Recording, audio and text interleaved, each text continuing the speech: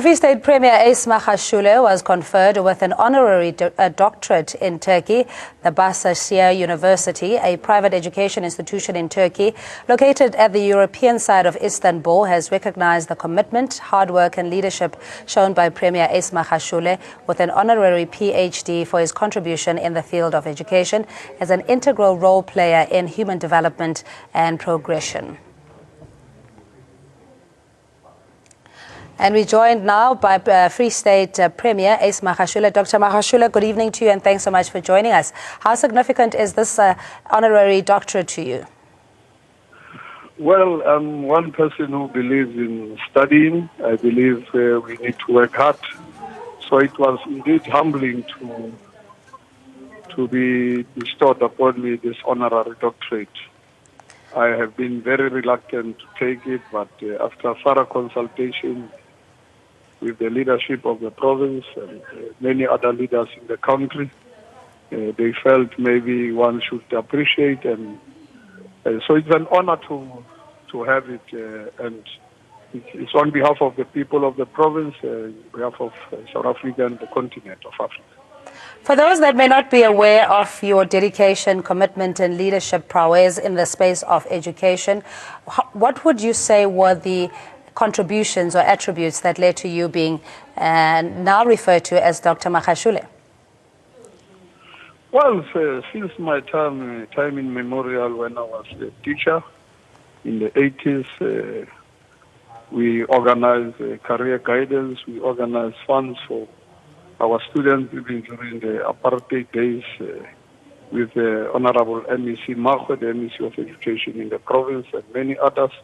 We worked through the National Education Crisis Committee during the days of apartheid, NECC. We have done a lot, and I did not know at that time that one day this will actually happen. So that's why I'm saying I'm humbled, and I think whatever little contribution we have done, when the ANC declared in the Manifesto 209 that education is priority number one, we decided at that time to send students outside the country, inside the country, 7,000. As I talk of now, we have more than 1,300 students in Russia, in Turkey, in Cuba. Some have already passed in Nigeria. In Rwanda, we are taking some students now. This month, we'll bring more 60 here. We have taken a lot of young people to India, to Madeira, Portugal. We are going to take more. We will be taking 30 to Rwanda, and more students will be coming here in the next 2 weeks. They have also offered us a PhD student program and they will be assistant lecturers, so they are coming to do their PhDs. We are going to look at them, and we have been offered also at senior primary level, high school, grade 10, grade 11, grade 12. We have been offered for February by the same Bow University, Toronto, in Canada. They have offered us 6 students who are doing grade 10, 11, and 12. And it's such a pleasure for us to work with the people of the world, and we are going to focus now on Africa, and we are going to work with other provinces because what we are doing is an achievement for South Africa, and with the support of our people in the province and in South Africa, I think indeed we are blessed under the President Jacob Zuma.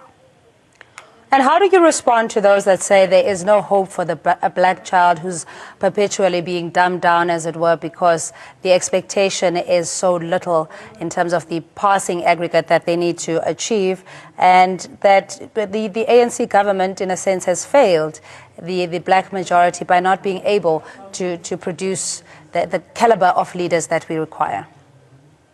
No, the ANC has produced a lot of leaders. These are the leaders of the future.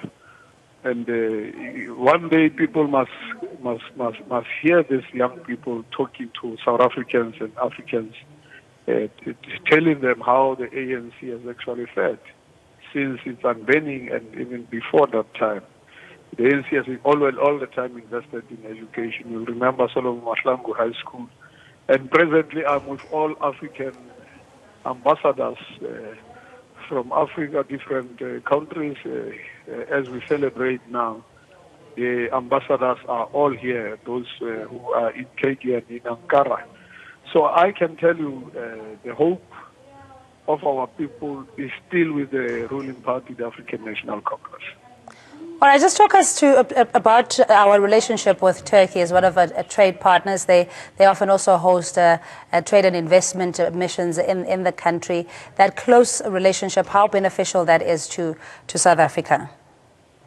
Well, you'll remember in the Freedom Charter we said one of the clauses we said there shall be peace and friendship in the world. We said that then in 1955, and this is what is happening today. The relations at times are bumpy, up and down, but I'm sure because of diplomacy, and we have a very good ambassador here by the name of Mr. Pule Malefane, who comes from Gauteng, who comes from South Africa. He has been representing South Africa very well. So the relationship is really developing. They want to come to South Africa. We are looking at establishing an IT academy, not only with Turkey, but with Portugal, with South African universities. We are working on it, and we hope to launch it in February 2018 as part of making sure that we work with the world, because as South Africa, we can't be on our own. The world is open, and I'm sure we are seizing each and every opportunity. And that's why I want to say to South Africans, young people, when the race seems lost, never give up. Let's keep on working hard, and it's only losers and winners never quit. So we will never lose as South Africans, because we are very optimistic and we are looking at the future. And Dr. Magashule, are you of the view that we also have the capacity or necessary programs that will unlock future jobs? Because, especially in the IT space, the fourth revolution, whether South African and African people generally would be active participants in coming up with solutions for the world? Well, it needs us as leaders to be agitated, and we are motivated all the time and inspired by young people who are performing very well. We have been to Cuba, we have been to Russia, we have been from here, we move in tomorrow to Russia. We are highly motivated, and it's only when we are motivated that we can do more. And Free State, watch it, I can assure you, by 2019, it will be a wonderful province. We have decided to spend our money, not in terms of building houses, spending more money in providing electricity, because education is key, and it's only through education that we can push for radical economic transformation. So the future is bright, and watch the space and see the Free State and South Africa in some years to come. It's a matter of us being patient, like it is happening with many other successful countries. Education is key. But would you also agree that at the moment there's a disjuncture, or rather the two do not connect in terms of the skill set that is being taught at school and what will be required even immediately or in the future? I hear that argument, but just travel with us and see our students in Cape Town, see our students in Potchefstroom, see our students in Durban, see our students at VETS, check what they are doing and what we are doing internationally and on the ground. You'll realize that because we are teaching them one thing. Here, all South African companies which are here are even providing them and industries with work experience. We don't want workers. We want people who can create jobs. We want job creators. And that's why 3 weeks ago we were at Alibaba, Jack Ma, because when we were in Rwanda we interacted, and Jack Ma also wants to take some of our IT students. Already as a Free State government, we have actually frozen all the positions for unemployed graduates. We are looking at making sure that we employ 606 unemployed graduates. All the IT students, 100 of them will be, by the end of this month, they will be employed in the industry outside government, already looking for them. But we say, no, we have invested a lot in them and we also need them. But we have also agreed with them that they have established their own little companies and we are going to support them. We are saying to them, don't join government, create jobs, do many other things. And Mr. Premier, just very lastly, in observing protocol, will you insist on being referred to as Dr. Ace Magashule? Otherwise, there'll be penalties? Me, titles don't matter for me. I'm Mr. Magashule, whatever people say. No, I wouldn't mind whether I'm called a doctor or not a doctor.